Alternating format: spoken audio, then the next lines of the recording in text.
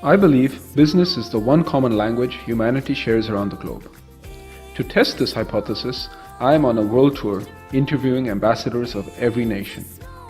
Now, if I had to travel the world, the ideal vehicle would be on a camper van.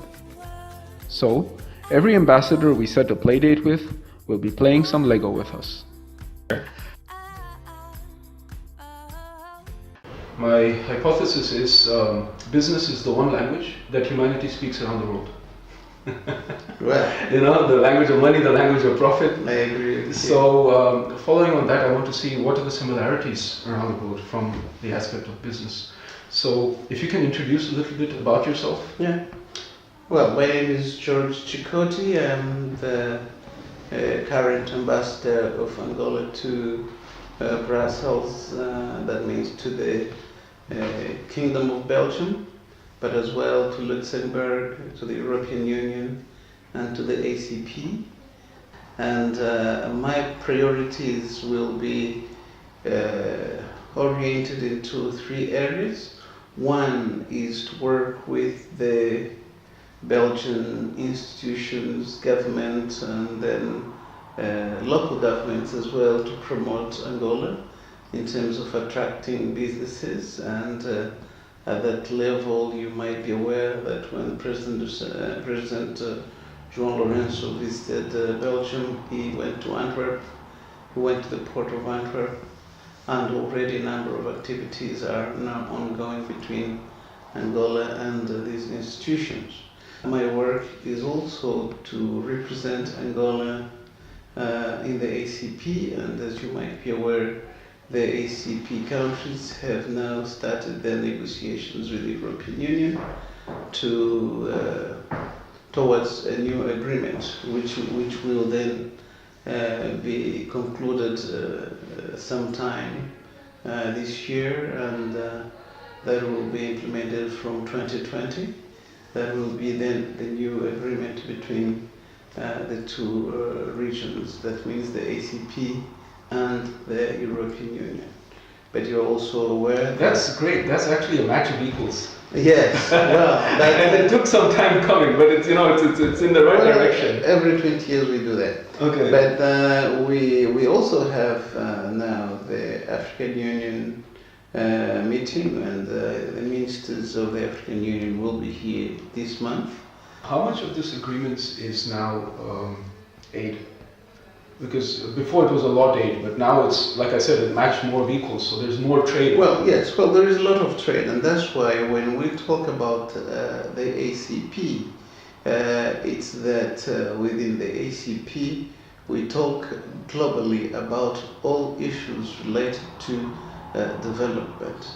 It is true that the total number of 79 countries of the ACP, all of them do export products, their products to the European Union. But within these agreements, there are also specific agreements which are related to specific aid that is given to a number of countries. And so that's how it is done. There are countries which have their own agreements, like South Africa, for example, which has the Northern African countries with separate agreements. Okay. And that's that. But if we have to come back to what my priorities will be, it's that I came to Brussels as ambassador at a particular time when Angola is looking at all kinds of partners, investments. I think that Angola as a country has a lot of potential, which over the years was not fully exploited, apart from oil, which has stood as the major or the main product that Angola has presented to the world, and naturally the diamonds. But as you look at Angola today and look at the new law of investments, the Angolan government is opening the country and all the provinces to outside investment. That there are areas that are open like agriculture, the mineral sector, not only diamonds, but you have gold, you have granites, you have uranium, many other things that will need specialized investors. But one of the challenges of the Angolan government is to diversify its economy. That means to increase its agricultural production.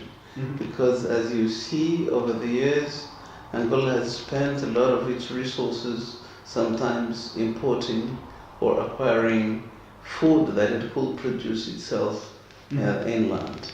And so one of the areas to which we are attracting investors is agriculture, industry, where we could produce a certain number of commodities in Angola, transform them in Angola, and have them consumed in Angola as well. And that's a very big challenge for... Another big challenge for a lot of developing countries in Asia as well as Africa is decentralization. I mean, there's a lot of population and opportunities in the capital or in the metropolitan cities, but how do you have growth throughout?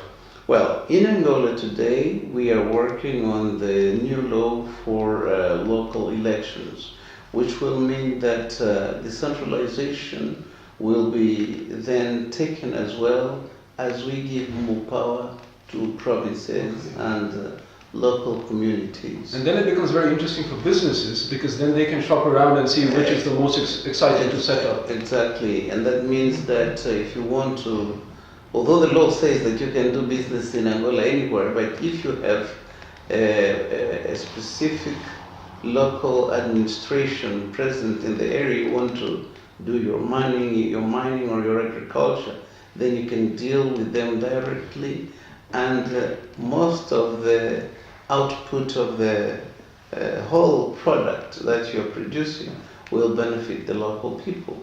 So I think that is one of the priorities that the Angolan government is carrying out right now across the country. So you've worked, you've a very long career in the government, but you also meet a lot of business people all the time. So there's a lot of things that government is learning from business, to do things faster, to be more experimental. But what can businesses learn from government? Well, I think that's a very good question. I think that in my own experience as a former member of government and today as an ambassador, I think that our members of government need to learn more from the business community. I think that one of the things is that business communities work faster, more efficiently. They want to put their time at profit and to make sure that they gain time in all areas because they're doing a business. Whereas generally in an administration, people generally don't give as much importance to time. Sometimes some laws are not very specific. You come to invest in an area, you don't know specifically if you would have to deal with the minister, with the director, or with the governor. And once you have that imbroglio done, you're not sometimes sure when is it that you can begin. I think most African countries have some kind of bureaucracy. But those who have been able to solve the bureaucracy issue have been able to go better and faster. And I believe that any country that intends to do well in business has to facilitate businesses at local level. That means that I will say, if somebody is investing money in a community to do agriculture, I'll say, well, if he needs land, that has got to be worked out with the local authority. If he needs 500 hectares of land, 200 hectares of land, that should be easily given by the local community. If it is more important, then the government would have to deal with that. But I think that the more you centralize, the more you make your laws easier, the better it is. For example, in Angola today... So just to interrupt, for a business, what they can learn out of that lesson is to decentralize power from the headquarters into the branches. Exactly. Yeah. For example, one of the things that we've done very well in Angola today is that you can register your company in about 3 or 4 days. Mm-hmm. That is not a big problem. You register that. But the problem will come when you go into the specific area of your field to acquire eventually the land or the licenses. To do that, have the license or whichever other thing. That's where people generally waste more time. And sometimes people have also faced corruption. They may not understand why something is taking too long. They may not know that they needed to give something locally. And that has happened to me. And when I look at a few projects I wanted to do, then you realize that, oh, maybe I should have involved more people locally. But so all African countries, most African countries say that. But the more you reduce this kind of impediments, problems that make it easy, then that's very important. But then you also have to have visa laws that are good and easy, which will make it easy for anyone to travel to your country. Because, well, let's look at it this way. For example, if you're looking at Africa, you're looking at 55 countries. And 55 countries with a lot of potential, all of them are attractive. So the investor will go to the most attractive, to where things are easier. Investors like water, he's going to find the shortest way. Exactly. So that's one of the things. So I think that we are also working quite a lot now in terms of the visa issues to make sure that we make it easy. But then again, that's where we have to work very well between the Ministry of Home Affairs and ourselves. How do we guarantee that we're doing we're giving the visas correctly? Naturally, I think that sometimes it's not difficult to identify who is a true investor and who may not be. I think those things can be done very quickly. But also we can attract, for example, tourism through a number of projects that we do in Angola. So I think that today there is more and more things that are being done in a different way, in a better way, in a quicker way, which I think becomes attractive. And also we sometimes are able to get responses that are faster. Yeah, that's the most important, right? Yeah, absolutely. Exactly. There is just one